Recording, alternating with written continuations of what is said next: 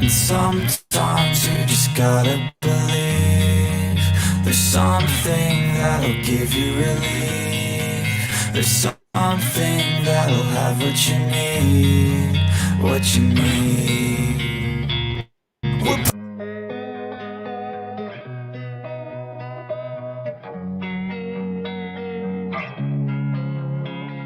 Losing time, I'm fading fast. I just wanna make it last. Try to let go of the past. I close my eyes, embrace the blast. Sleepless nights and headache stack. Restlessness to hell and back. What's my purpose? What do I grab? A slippery surface, a heart attack. And sometimes you just gotta believe there's something that'll give you relief. There's something that'll have what you need, what you need.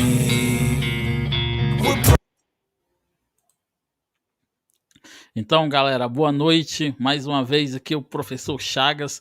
E hoje para a gente dar início aí à nossa live, né? A nossa live aí de pré-lançamento do edital aí da Prefeitura de Goiânia. Conforme o prefeito tinha anunciado, logo após o feriado ele estaria lançando o edital aí para a Prefeitura de Goiânia, tá certo? Então a gente já vai se antecipar aqui e fazer essa live aqui de Geohistória de Goiânia, a aula mais completa aqui do YouTube que você vai encontrar, tá certo? Só aqui no canal do professor Chagas. Então, você que já é inscrito aqui no nosso canal, deixa aquele like. Você que ainda não é inscrito, se inscreve aí, tá certo? Para me ajudar aí. Deixa aquele like, deixa seu comentário, comenta aí se o áudio, se a imagem está tudo bacana aí para a gente poder dar prosseguimento aqui com a nossa live, tá certo? Sem delongas, já vou. Então, galera, primeiro eu quero falar aqui do material que nós estamos produzindo aqui no canal.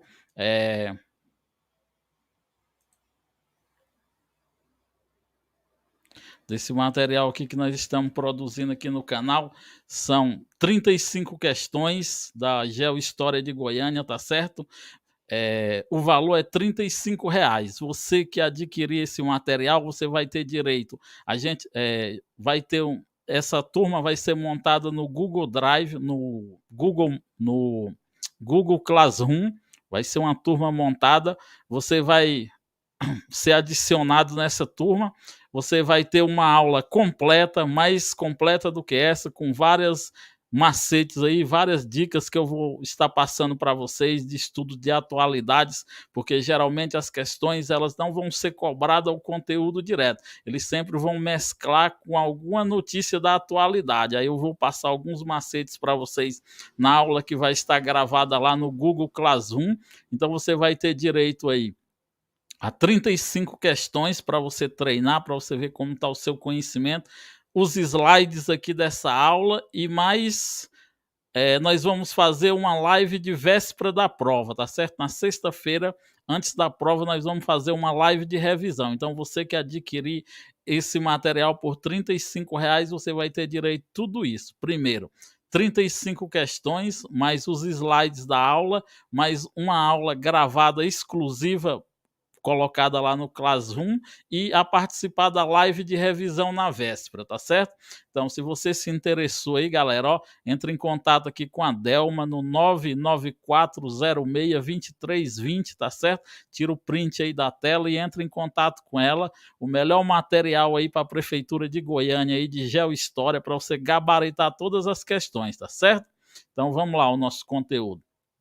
Galera, quando nós falamos da transferência da capital, você que já vem acompanhando aí o meu trabalho no YouTube aqui, né, no canal, e está assistindo às nossas aulas de Geohistória de Goiás, já sabe aí a formação do território goiano, tá certo? Só mais uma informação que eu quero passar aqui antes. A galera que já está matriculada no meu curso lá de Geohistória de Goiás, elas vão receber já gratuito as 35 questões e todo o material de Geohistória de Goiânia. Eu já vou adicionar essas pessoas que já fazem parte do nosso curso, não vão pagar mais nada, tá certo? Eu ia fazer hoje a terceira aula do nosso curso de Geohistória de Goiás, mas como tem muitas pessoas que vão fazer o concurso da SEDUC e também vão fazer o concurso da Prefeitura de Goiânia, eles me pediram para eu adiantar logo essa aula de Goiânia, para eles poderem ganhar tempo, porque a previsão é que esse de Goiânia saia primeiro do que o SEDUC. Então a galera já quer adiantar, me pediram a aula de Geohistória de Goiânia, então nós vamos fazer. Como eu falava anteriormente, né, quem já vem acompanhando aí o trabalho da Geohistória de Goiás, já percebeu que nas nossas primeiras aulas eu falei da formação do território goiano, né? Vamos fazer aqui uma recapitulação rápida para a gente entender todo o contexto aí que vai desencadear na mudança, né, na transferência da capital.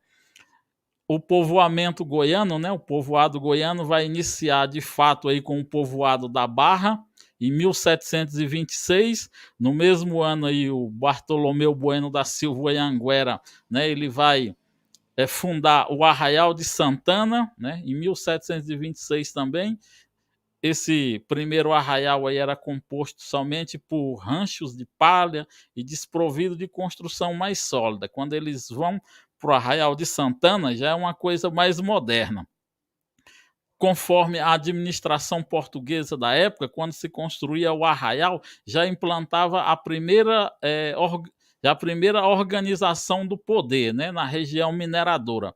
Como vocês já assistiram lá na nossa aula de Geohistória de Goiás, ao organograma do poder em uma região mineradora, né? Começava ali pelo superintendente das minas, que nesse caso era o Anhanguera, o ouvidor-mor, que era o juiz, o capitão-mor, que aqui era o João Leite, né, Ortiz, que era o genro do Anhanguera, e o provedor-mor, que era o responsável pelas finanças. Em 1739, o Arraial de Santana ele vai ser elevado à categoria de vila, né? Então ele vai se tornar Vila Boa de Goiás, e aí já vai ter essa estrutura de poder aí como nós temos hoje, como se fosse os três poderes, né? O poder legislativo, o poder judiciário e o poder legislativo. E mais a segurança pública, né? O intendente é como se fosse o prefeito hoje, e tem também a Câmara dos Homens Bons, né? Que é a primeira manifestação legislativa que a administração da coroa portuguesa implantava, quando eles construíam um arraial e depois uma vila ou uma cidade. Então, tinha a Câmara dos Homens Bons. Como eu já expliquei, esses homens bons, eles eram aristocratas, né? Homens brancos, ricos, né? Principalmente mineradores, e que iam se tornar o que hoje nós chamamos de vereadores. Então, essa é a primeira manifestação de poder. Então, em 1749, Goiás vai se tornar independente da capitania de São Paulo. Goiás vai se tornar, então, a capitania independente de Goiás, né? E vai chegar aqui em Goiás o primeiro governador de Goiás, como eu já falei nas outras aulas, esse cara aqui, Dom Marco Noronha. Dom Marco Noronha, assim que ele chega à Vila Boa de Goiás, ele já vai perceber algumas características que, para um centro de poder administrativo, se tornava inviável Vila Boa de Goiás ser a sede do poder administrativo aí da capitania. Então ele já vai propor a transferência da capital, né? Ele vai comentar que aquilo é um lugar inviável pela distância, pela hidrografia, as características climáticas, e tudo isso ele já vai comentar sobre isso. Esses debates aí eles vão percorrer aí desde o período colonial, no período imperial aí Miguel Lino de Moraes também já vai fazer algumas observações sobre essa característica aí, que a capital não ficaria legal em Vila Boa de Goiás, e perdura até a proclamação da República. Essa ideia vai se mantendo, né? Os debates, como está escrito aqui, sobre a necessidade de transferir a capital de Vila Boa, ela vai prosseguir, né, até a proclamação da República. Já na primeira Constituição do Estado de Goiás, né, depois da proclamação da República, quando os estados deixam de ser província e passam a ser estado, né, promulgada aí em 1º de junho de 1891, já previa a transferência da sede do governo, ali no artigo 5º da Constituição Estadual de Goiás, a primeira. Galera, eu quero que vocês prestem bastante atenção, que já caiu questão de prova e falava assim que na Constituição de 891 estadual já fazia menção à transferência para Goiânia. Tá errado. Fazia menção só a transferir a sede administrativa para outra localidade, mas para o interior, né? Mais para o centro de Goiás, na região do centro de Goiás. Porém, não falava de Goiânia, até porque Goiânia, como nós vamos ver mais adiante, só depois do concurso cultural que houve no jornal que vai aparecer esse nome Goiânia, tá certo? Então, uma observação que eu deixo para os senhores.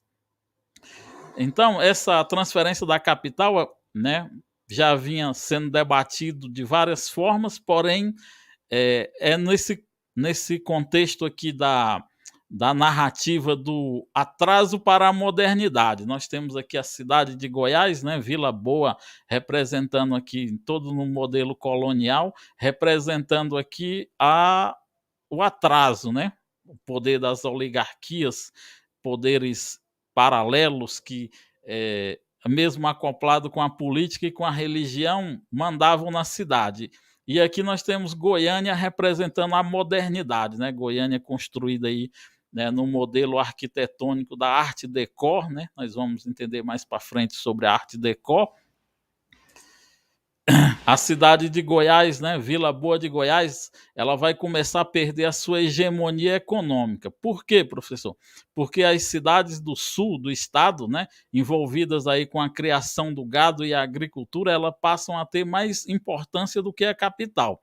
Nas aulas, quando nós falamos da formação da economia goiana, nós vimos lá que depois de 1776 a mineração entra em decadência e vai surgir uma nova forma de economia em Goiás, que é a economia agropastoril, né? A mistura de criação de gado com aquela agricultura de subsistência. Então, essas cidades aqui do sul, elas vão ganhar mais importância do que a própria sede administrativa do poder.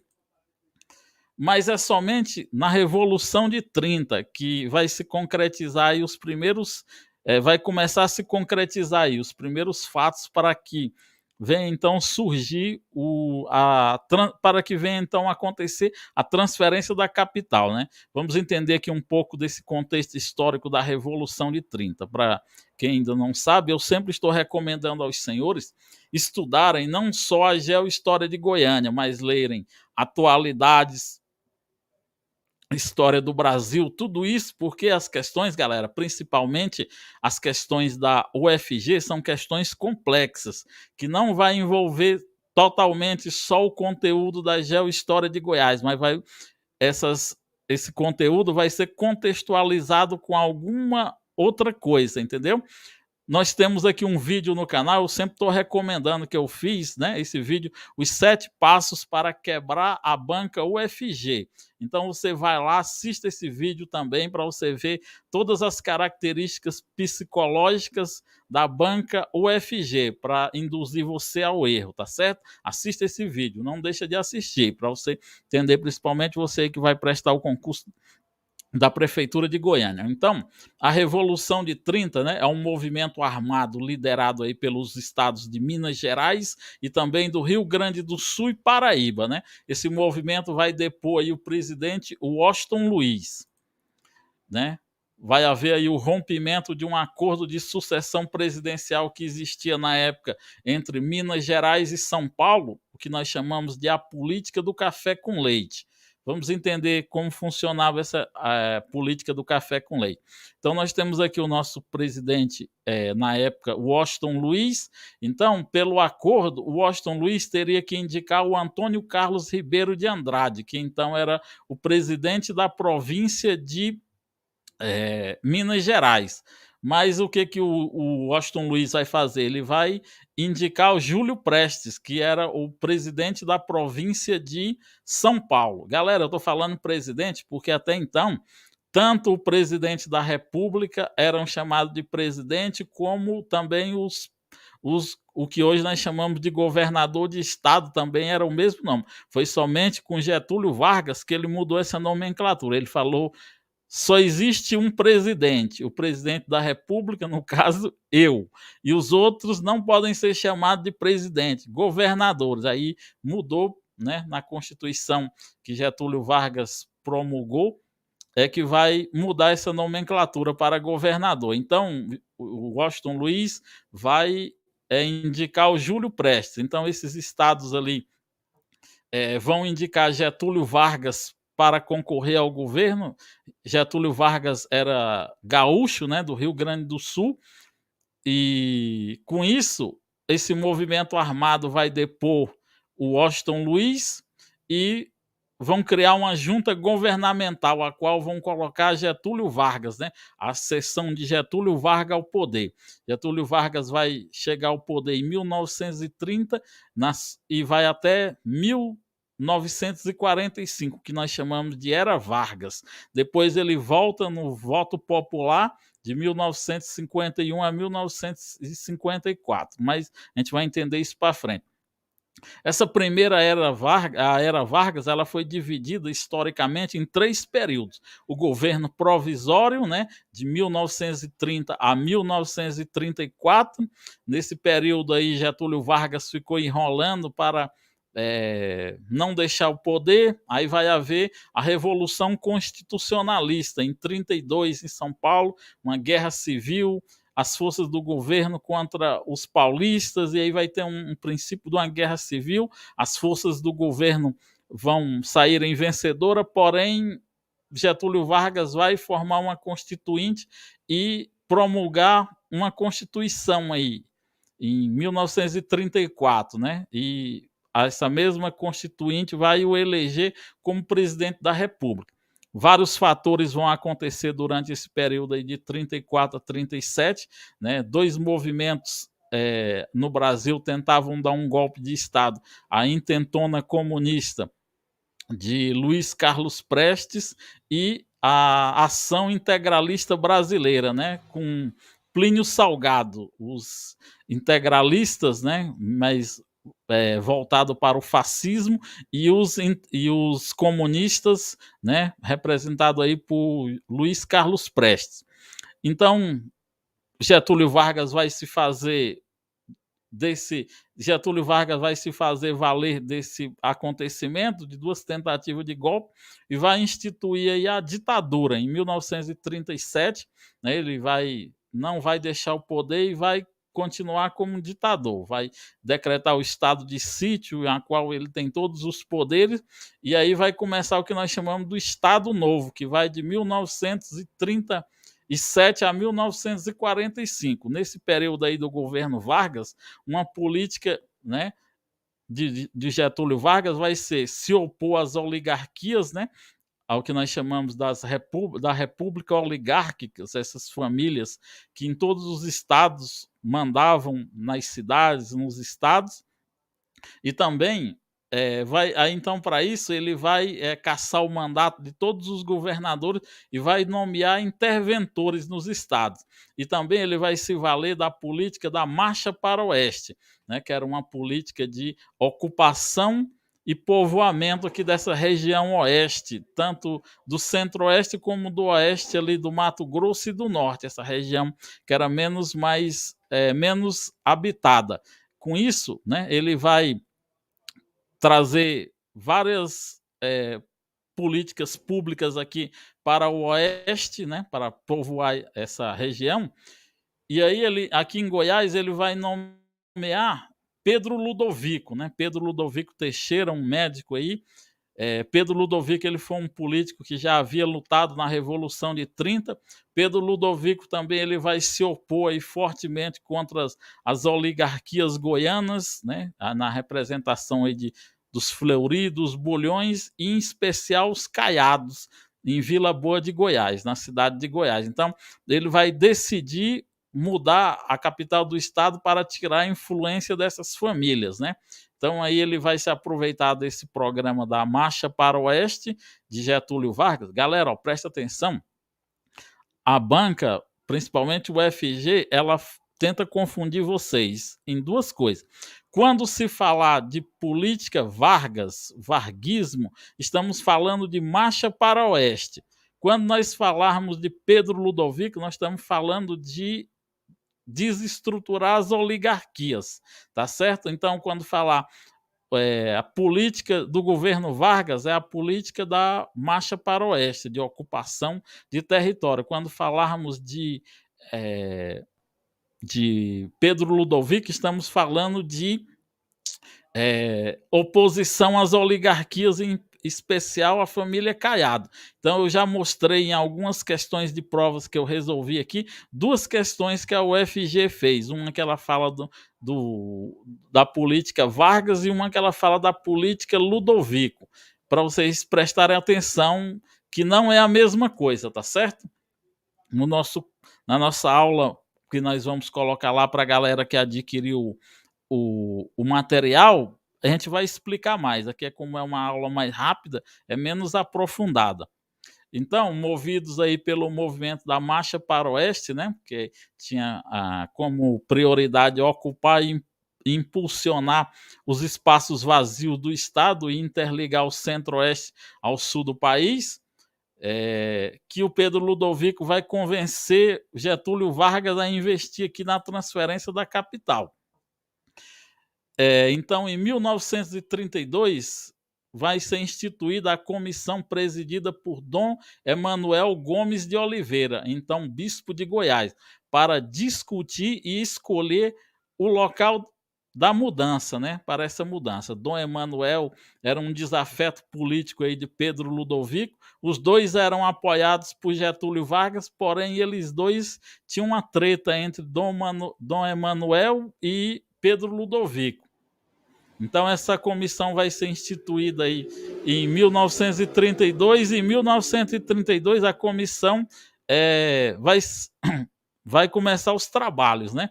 Vai proceder à realização de estudo das condições. Ó, preste atenção, galera, dessas características aqui, dessas condições que essa comissão ela vai estudar, que são as condições topográficas, hidrológicas e climáticas das localidades de Bonfim, que é a atual Silvânia, Pires do Rio de Ubatã, que era uma vila de Igeneu Teixeira, em Arizona, onde hoje é Pires do Rio, e Campinas, né? Atual bairro de Campinas. Então, galera, preste atenção nessas na realização dos estudos, né? Das condições topográficas, hidrológicas e climáticas. E desses locais também, né? Que o Dom Emanuel, ele queria que a capital fosse transferida para Silvânia, porque então era a cidade dele, né? Dom Emanuel, ele tinha pretensões políticas de se tornar o governador aqui do estado de Goiás. Então, ele queria que fosse para lá. Pedro Ludovico discordava porque ele entendia que essa mudança para lá, para Bonfim, atual Silvânia, ia se tornar mais do mesmo. O poder ia se tornar centralizado na mão de um certo grupo. Então, o relatório final apresentado a Pedro Ludovico indica aí uma fazenda localizada nas proximidades aí do povoado de Campinas, como local ideal aí para a construção da nova capital. Então, em 6 de julho do mesmo ano, Pedro Ludovico, né, assina um decreto aí, encarregando o arquiteto urbanista aí, Atílio Correia Lima, da elaboração do projeto da nova capital em estilo Art Deco. Como eu já tinha falado para os senhores do modelo, Art Deco é um estilo arquitetônico europeu moderno, mas em especial a arquitetura francesa, que vai apresentar essas características de prédios mais futuristas, né? Saindo daquele modelo mais colonial, mais gótico, aquela coisa mais medieval, para apresentar um modelo mais futurista, né? Como nós vemos aqui, ó, tipo um foguete, nós vemos aqui um prédio mais com a fachada diferenciada daquelas arquiteturas dórica e jônica. Aqui nós temos a planta da capital, né? Tem o mito religioso de que a planta é uma representação de Nossa Senhora de Aparecida, até que parece, mas Atílio Corrêa de Lima nunca confirmou se isso realmente era verdade. É só um mito religioso de Goiás. Isso também já foi alvo de prova, tá certo? Então, vai haver aí a escolha do nome, né? O Jornal Social havia realizado um concurso cultural com seus leitores para o batismo da nova cidade. 2 nomes foram propostos aí: Petrônia, né, que seria uma homenagem a Pedro Ludovico, Pedro, que quer dizer pedra, Petrônia, e Goiânia, né, que então o primeiro nome, Petrônia, ele foi escolhido aí pelos leitores, por 68 leitores escolheram Petrônia, né? Enquanto que o nome Goiânia, ela só vai receber só 10 votos. Porém, Pedro Ludovico, ele vai escolher Goiânia. Não se sabe a razão, né? Alguns alegam que ele com isso recebesse o nome dele, ia ser uma forma de prepotência, então ele não quis. Então, em 2 de agosto de 1935, formalizou aí o nome da nova capital, né? Em 2 de agosto de 1935, por decreto estadual aí 327, foi criado o município da nova capital, o qual recebeu o topônimo de Goiânia, né?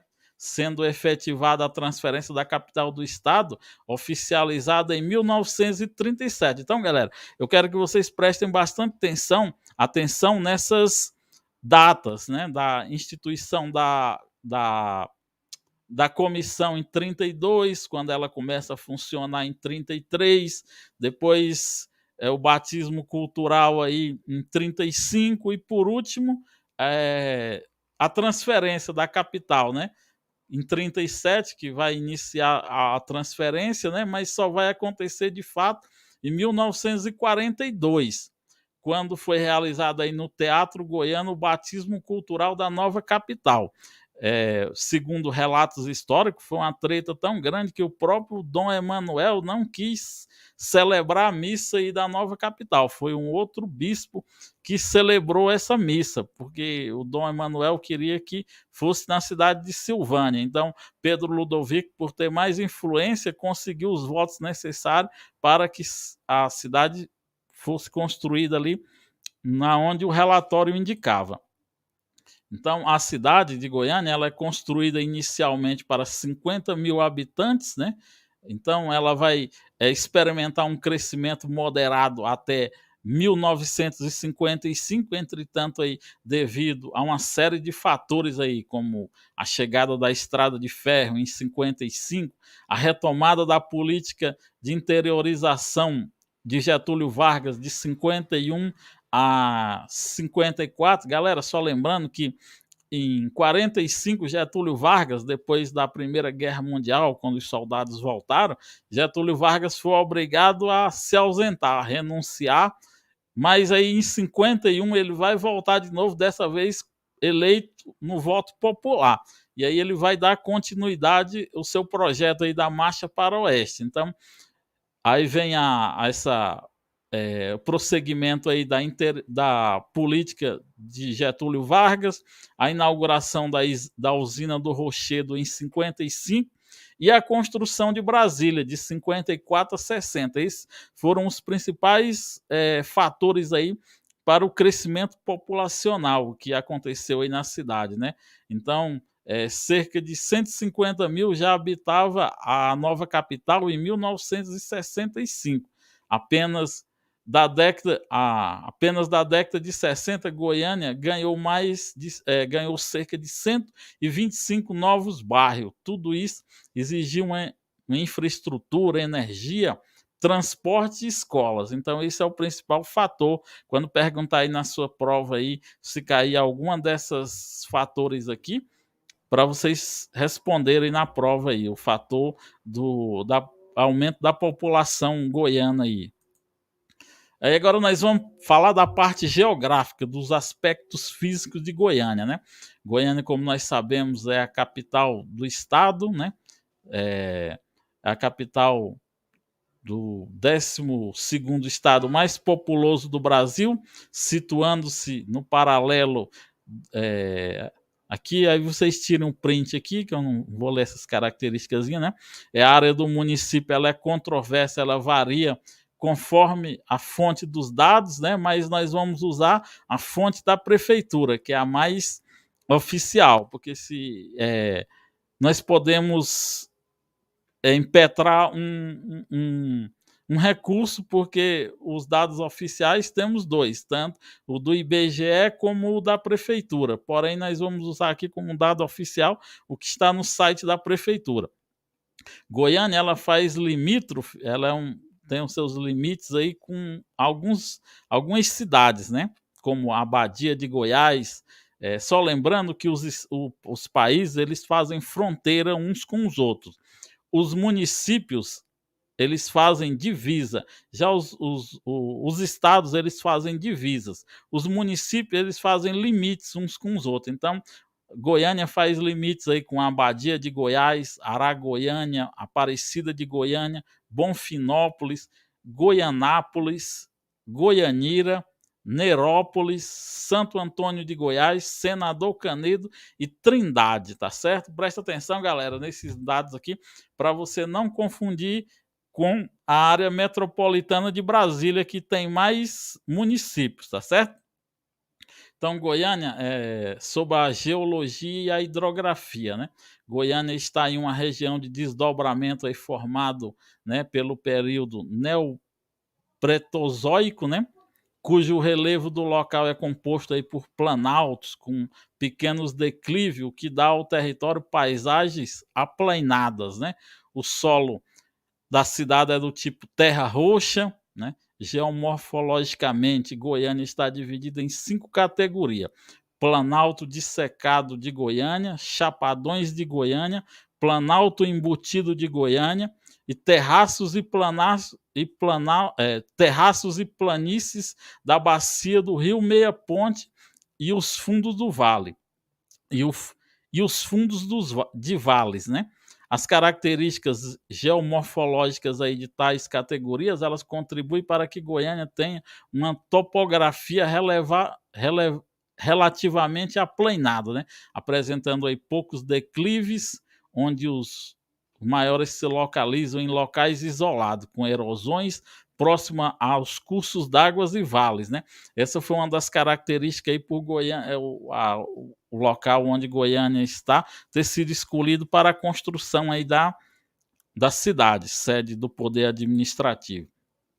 Do ponto de vista hidrográfico, né, Goiânia e sua região metropolitana, ela se localiza numa região onde existe 22 subbacias hidrográficas, das quais desaguam nos rios Anicuns, Dourados e João Leite.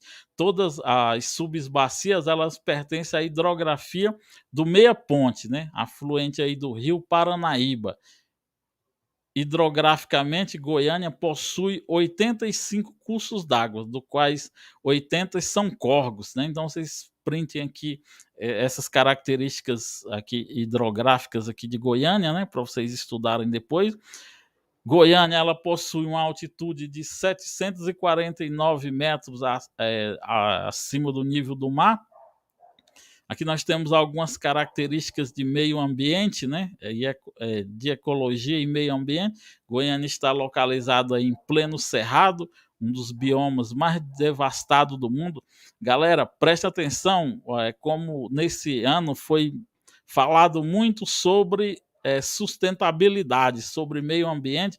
Leiam bastante aí, nos principais portais de notícias aqui, principalmente de Goiás, no G1, no R7, no próprio Popular, sobre o meio ambiente em Goiás, né? Muitas queimadas em Goiás, que isso tudo, eles vão pegar esse nosso conteúdo aqui, como eu já falei para os senhores, e mesclar com essas informações de atualidades. As questões não vão vir simplesmente perguntar sobre qual o bioma do cerrado, qual é, tipo isso, entendeu?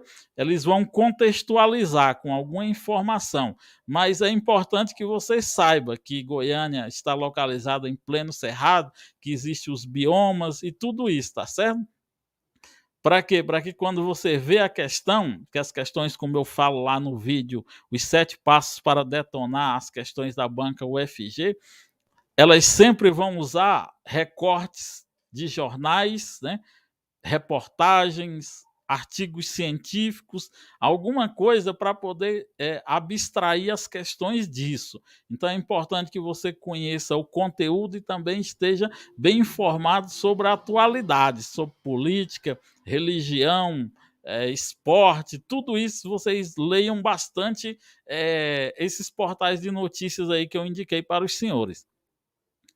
Sobre o clima de Goiânia, o clima que é um clima tropical, né, com estações bem definidas, né, chuvoso, um período seco, então printem aqui também esse nosso slide aqui, façam anotações.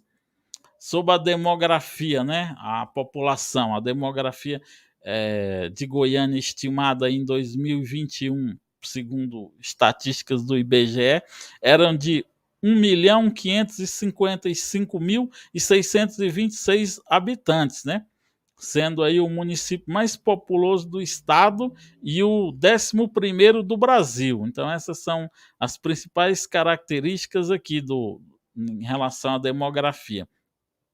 Ela está localizada aí no eixo Goiânia-Brasília, né? Ela tem a região metropolitana de Goiânia, né? Que era a 13ª maior em aglomeração urbana, com população aí em 2016 de 2.558.504 habitantes.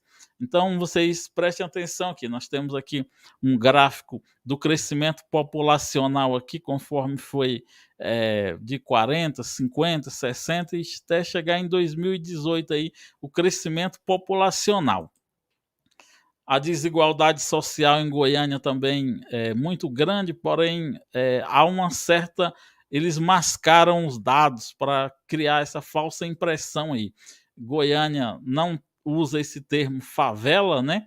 Mas existe muitas regiões da periferia, né? Aí nós temos aqui alguns nomes dessas regiões, que é muito importante também vocês conhecer essa realidade social de Goiás. Leiam aqui, leiam também nos portais de notícias sobre isso, tá certo? Aqui nós temos sobre a região metropolitana de Goiânia, né? Que também é muito importante, já foi alvo de questão de prova. Vocês decorarem aqui esses municípios que fazem parte da área metropolitana de Goiânia, né? A área ela foi criada em 1997 e atualmente ela é constituída por 20 municípios. Ela é a 10ª aglomeração urbana do Brasil, com 2.206.134 habitantes.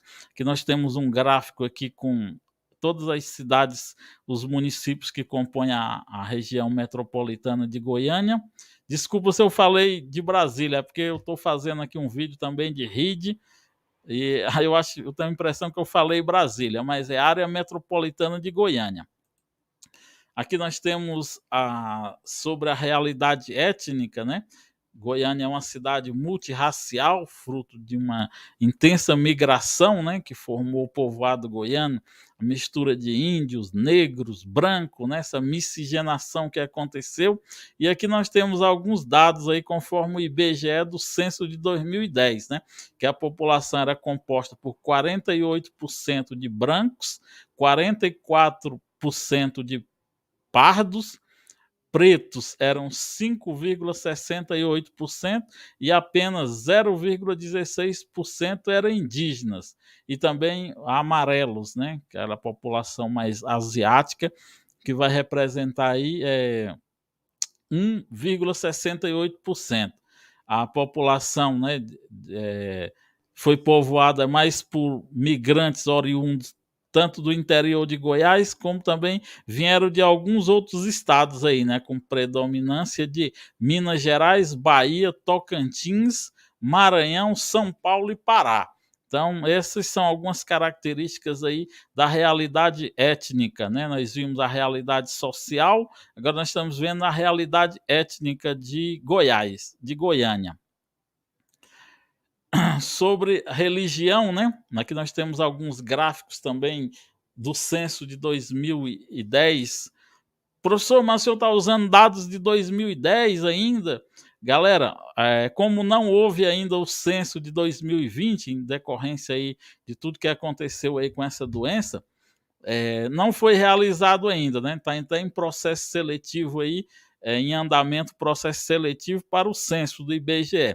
Então, nós só podemos usar como os dados as atualizações do IBGE ou os próprios dados de 2010. Então, como não tem atualização aí, nós vamos usar aqui os dados do IBGE, né? Então, a população de Goiânia é composta aí na sua maioria por católicos romanos, que representam aí 50,88%, bastantes protestantes, né, que 32.044%, sem religião 9,11%, e aqui nós temos o restante dos dados. Né? Tem uma variedade religiosa em Goiânia, com diversas manifestações do gênero presente na cidade. Embora tenha se desenvolvido sob uma matriz eminentemente católica, né, é possível encontrar nas cidades dezenas de denominações protestantes diferentes. Né? Goiânia é uma das cidades onde tem maior fluxo de igrejas protestantes. Aqui nós temos também sobre a população, né, dividida aqui conforme as mesorregiões aqui. Então preste atenção aqui nesses dados também, que será muito importante você ter clareza, para se caso vier uma questão aí de estatística aí, para você interpretar um gráfico, tá certo? A banca UFG faz muito uso de gráficos, galera. Ele joga um gráfico lá, joga um dado e faz uma pergunta para você interpretar esse gráfico. Então, é muito interessante que você saiba interpretar gráficos, né? Procure aulas no YouTube aí sobre isso para você não perder uma questão. Nós temos aqui sobre a economia de Goiânia, né? Economia aí de Goiânia, conforme os dados aí de 2012, né? Nós temos aqui, ó, a principal fonte de renda aí de Goiânia, da economia goiana, vem do terceiro setor, né? Que é o setor de prestação de serviços, né? Nós temos aqui, ó, dividido aqui em administração pública, o comércio, né? A administração de suportes. Então o terceiro setor que predomina aqui em Goiás, né? A prestação de serviços, tanto público como serviços privados, e o comércio. Então, se você cair uma questão aí perguntando, não. Então, a economia Goiânia é a 22ª cidade mais rica do Brasil e a 14ª entre as capitais brasileiras.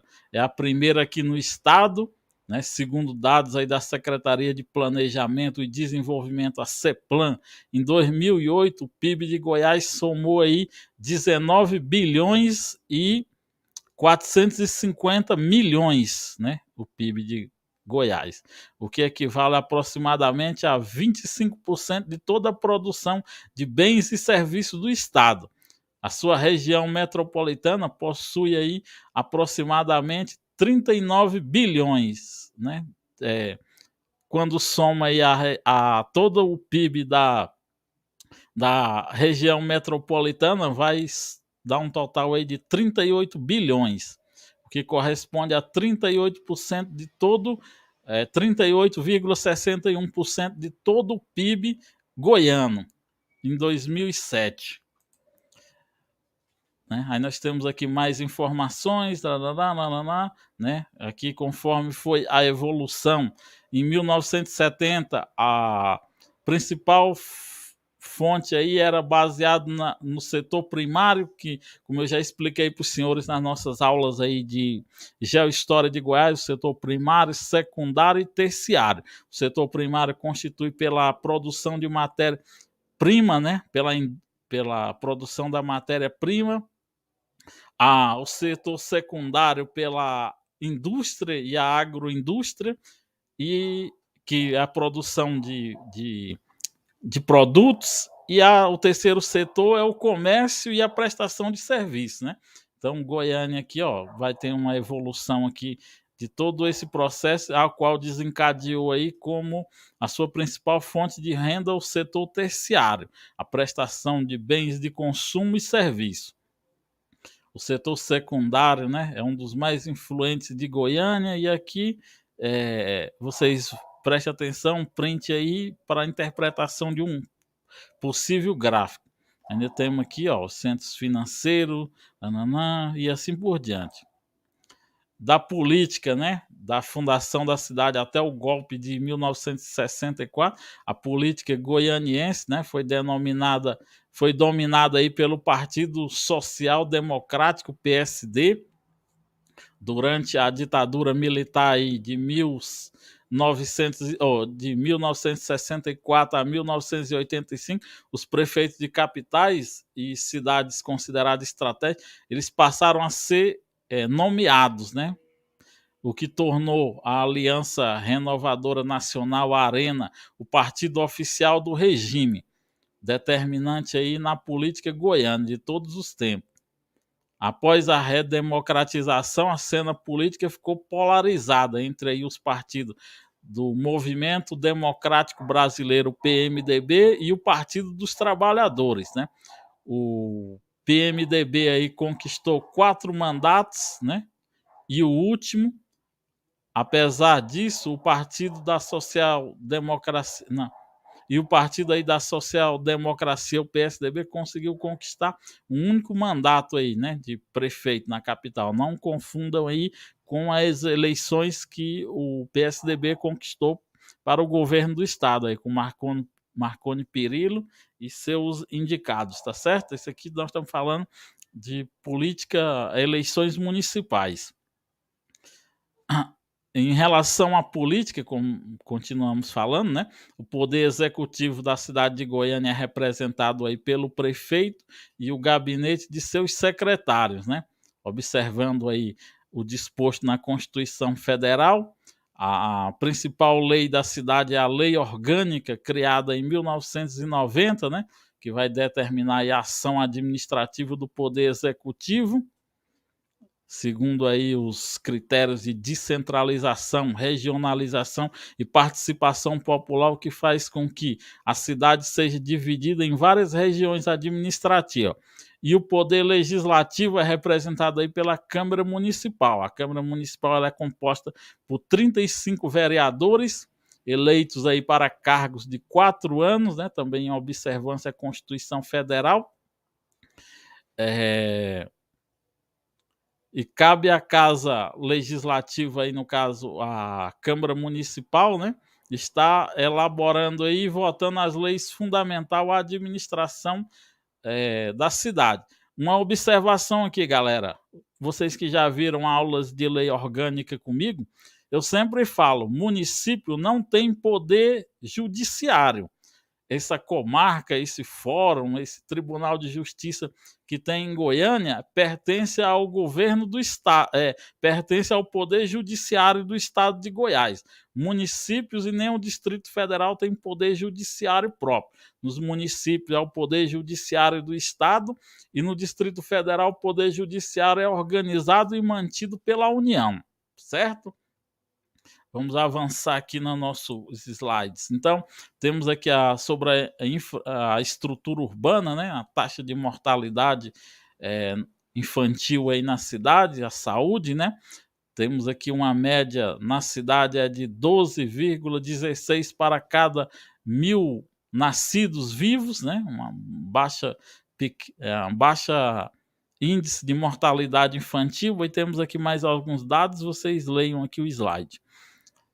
Sobre a educação também nós temos aqui, né, sobre o sistema educativo. Goiânia tem um sistema de ensino primário e secundário, público e privado, uma variedade de profissionais e de escolas técnicas. Em 2010 havia na cidade 527 estabelecimentos de ensino fundamental e 159 escolas de nível médio e algumas instituições de ensino superior. A rede de ensino da cidade ela é a mais extensa da cidade. No total, são 150.152 matrículas, né? Alunos matriculados aí. Aí nós temos aqui as principais universidades públicas, né? Temos a Universidade Federal de Goiânia, de Goiás, a UFG, o Instituto Federal de Goiás, o IFG, temos também a UEG, né, a Universidade Estadual, temos algumas outras instituições privadas, né, como a Católica de Goiás, a PUC, e a Faculdade Alves de Farias e outras mais, né? Aqui são só algumas. A segurança pública em Goiânia é representada aqui pelos principais órgãos de segurança pública aqui.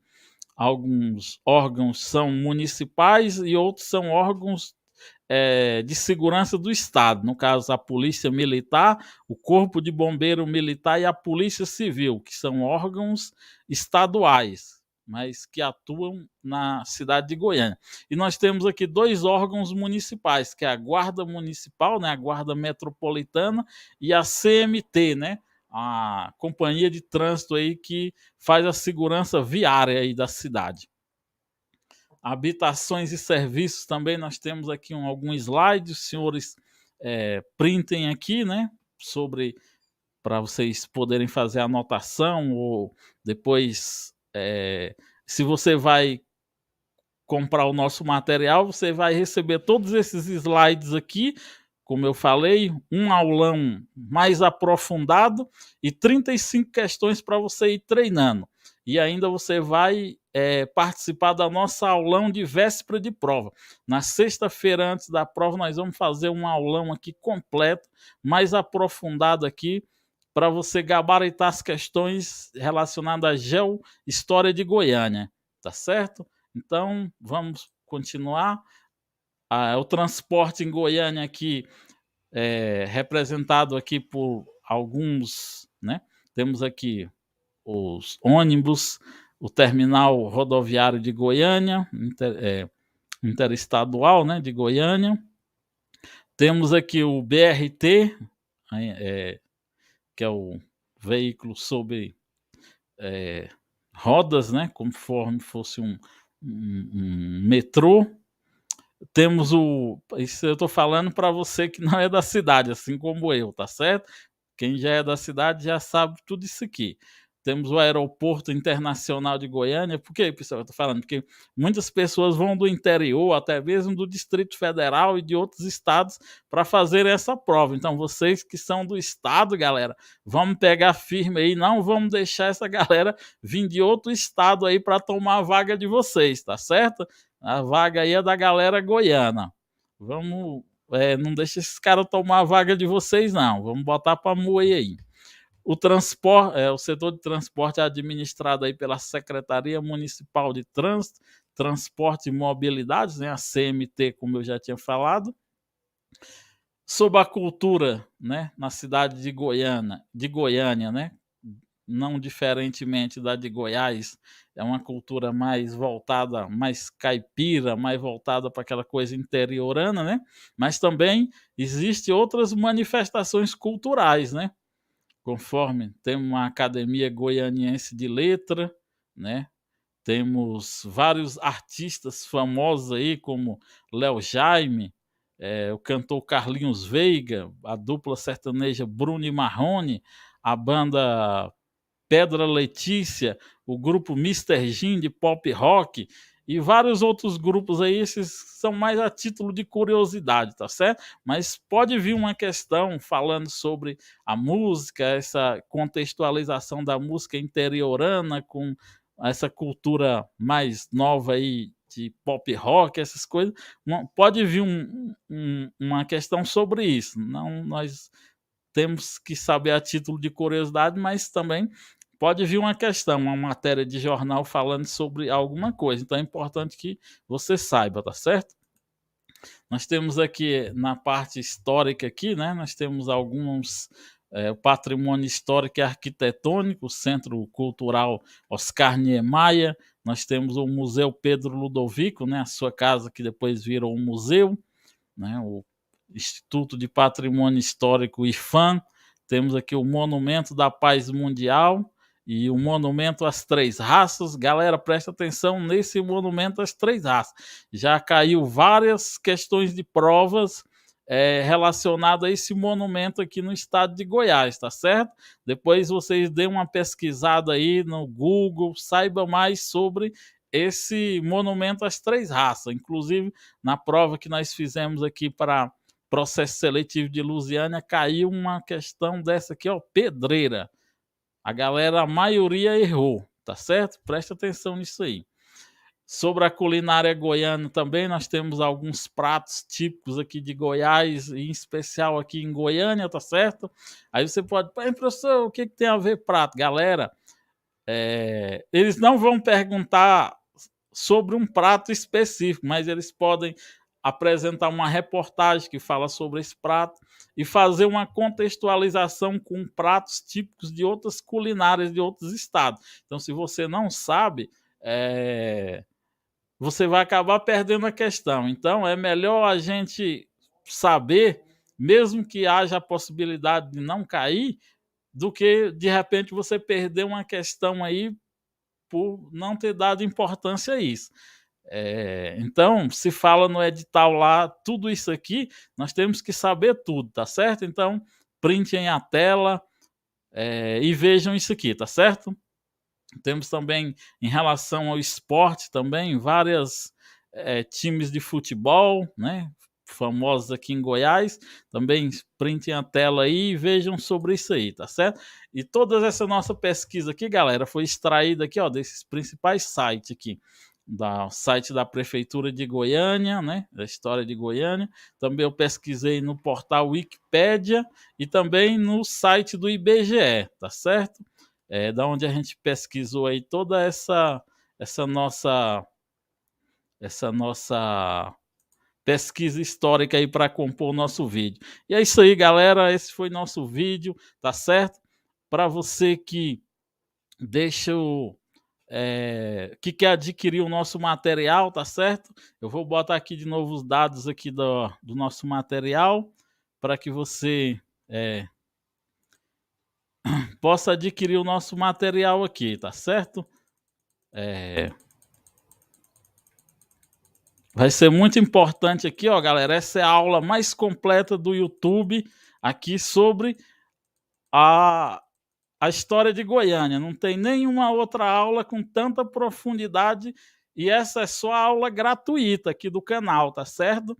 Já tem todas essas informações. Agora você imagina a nossa aula que nós vamos fazer para a galera que adquiriu o material, tá certo? Então, ó, ao adquirir o material, você vai receber, você vai pagar R$ 35, você vai receber 35 questões para você poder responder todos esses